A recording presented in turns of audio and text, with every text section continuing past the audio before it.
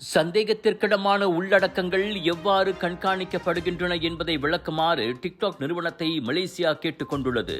போதைப்பொருள் கடத்தல் கும்பல்களுக்கு டிக்டாக் வாயிலாக ஆள் சேர்க்கப்படுவதாக அதிர்ச்சி தகவல்கள் வெளியானதை அடுத்து மலேசிய தொடர்பு பல்லூடக ஆணையமான MACC அந்த அதிரடி நடவடிக்கையில் இறங்கியுள்ளது.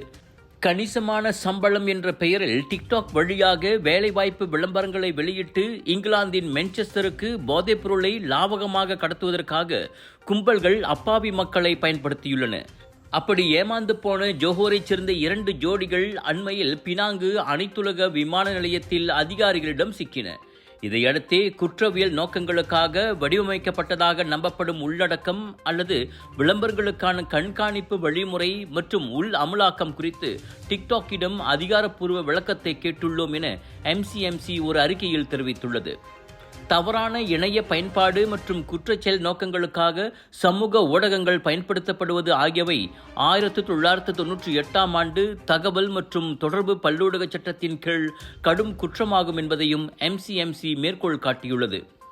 அதே சமயம் சமூக ஊடகங்களில் வரும் வேலை வாய்ப்பு விளம்பரங்களை அப்படியே நம்பிவிடாமல் பொதுமக்களும் எச்சரிக்கையுடன் அணுக வேண்டுமென MCMC அறிவுறுத்தியது.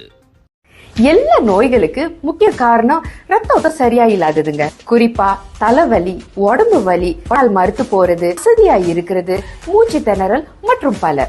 இதை நீங்க இப்படியே விட்டுட்டீங்கன்னா ரத்த கொதிப்பு, இனிப்பு நீர், இருதய சம்பந்தப்பட்ட நோய் மற்றும் பல நோயெல்லாம் வர ஆரம்பிக்கும்.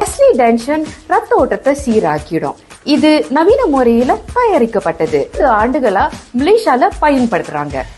டெஸ்லி, உங்கள் ஆரோக்கியத்தின் நண்பன்.